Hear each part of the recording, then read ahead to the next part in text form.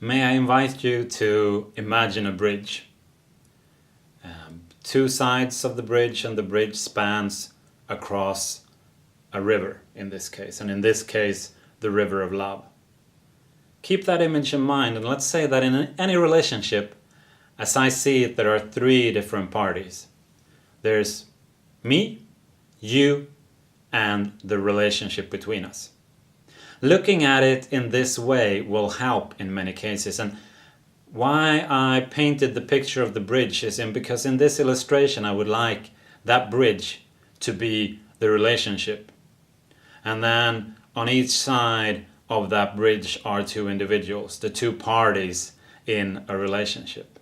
In the beginning, when we meet another person, there's usually quite a few expectations and hopes for what the other person will be like, what needs in me he or she will fulfill, and how wonderful things we will do and feel and create together.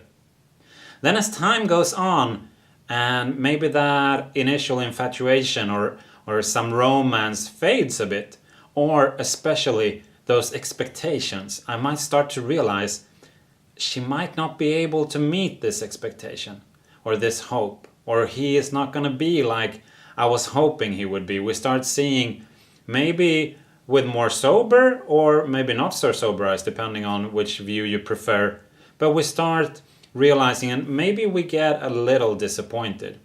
At least what happens is we tend to move into conflicts, confrontations. And these confrontations can be quite painful when we feel that our needs are not met the way we want to. And in this case, the bridge, what tends to happen when we end up in these conflicts, in these confrontations, is we easily go into defending our own views, our own side of the bridge, if you will stay with the bridge. Because to make a relationship work, we need to each take responsibility for ourselves. And we need to take a mutual responsibility for the bridge, the relationship between us. We need to sweep and work on that. And one of the most powerful things I've come across in relationships, my own relationship, it sure has transformed, and I've seen it happen in so many other relationships as well, is the concept of mirroring. And mirroring means that instead of just staying there and defending my end of the bridge, as tends to easily happen, is to step up onto this bridge, the middle of the bridge, and look into, imagine these are two countries connected. There's a river of love running between the two countries, and there are the two countries, the two continents, and there's a bridge joining them. And you step up. You are one country, your partner is the other country. You step up onto the middle of the bridge, and you look into your partner's country. When they are upset or frustrated, whatever they're delivering at you or sad, you look into their country, and instead of being preoccupied with right or wrong, or saying this is how I do it, or this is how we do it back in my country, you look with an open mind and big ears at what things are like in your partner's country. You strive to understand. And when your partner says something, expresses something, you mirror. You reflect that back. Okay, it sounds like you're upset, and what I hear you saying is, it was when I interrupted you in the middle of that sentence at dinner, you felt like you were not heard. Is that correct? You're not like a parrot that just says exactly the same thing, but put your own words to it, listen to it, but do not interpret. Do not put advice in there. Do not get caught in right or wrong or saying, but that's not true, that's not how it was. You just devote yourself to standing, being in the middle of the bridge, on the middle of the bridge, and being there for your partner and for the relationship, of course. But you look and you want to learn. That's your main focal point. And it's going to be hard at times, because some of the things your partner is going to throw at you, they're going to be like hooks just ripping a hold of you, and one of your wounds, because when you were in the beginning of the relationship, hopefully you were quite open about yourself, so your partner pretty much unconsciously or consciously knows where they should aim for, where it would hurt the most. And you just need to be prepared for that. There might be times when you feel like, oh no, I need to defend my country, but then just to breathe, take it in, and dare to stay there. And there will be some amazing transformation happening if you do this. And this is called mirroring. It's where I first came across it myself was in imago therapy, which is about the different images we create of each other, and mainly the focal point that there is no right or wrong.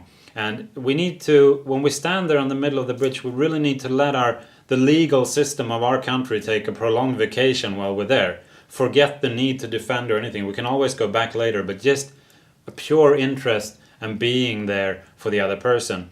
And sometimes this might seem too simple. It sure did for me in the beginning. Like, am I not supposed to do any more? Or am I not supposed to say that that's not the case? This is not how it was. This is how I felt. Well, not right there and not then. You're not going to share how you feel. You're going to be there for your partner.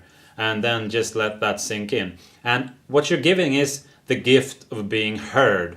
The gift of being seen. Feeling like someone is giving their attention. And that is so much what it's all about. Sometimes we get up in our mind and we think it's about something else, but feeling seen and heard is one of those amazingly basic human needs. And if you practice this, I mean, if you want more help about this, a book I can recommend is Getting the Love You Want by Harville Hendrix. I think it's called also A Guide for Couples, like a subline to it. That would be a place where he describes this technique.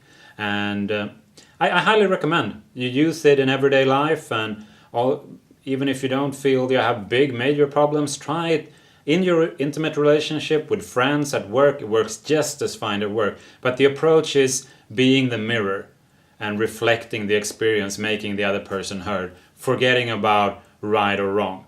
Just get up on that bridge, and doing that will just nourish that love, that river of love under the bridge like crazy. It'll be more vital, more passionate, and more flowing than you could ever imagine. Like I said, I want to emphasize this again. I've seen the most impossible things where I felt when I was part of the conflict, this is never going to be solved. But just by devoting ourselves to this concept, almost like pure magic, things transform through some hard work, because it can be hard work, like I said, because things can really feel, it can be some hurtful things that are being shared. But then it's like there's fresh air afterwards, fresh love. I encourage you to try, and not even just try, just do it and enjoy.